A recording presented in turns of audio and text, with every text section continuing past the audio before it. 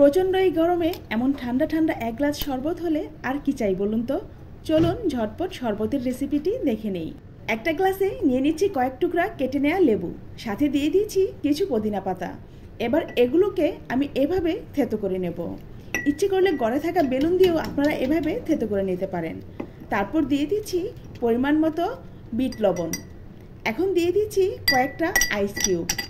এবার দিয়ে দিচ্ছি 3 টেবিল চামচ ট্যাং। এবার দিয়ে দিচ্ছি পরিমাণ মতো পানি।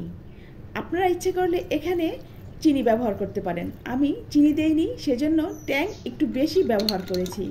তারপর ভালো করে নেড়ে নিলেই তৈরি হয়ে যাবে মজাদার শরবত।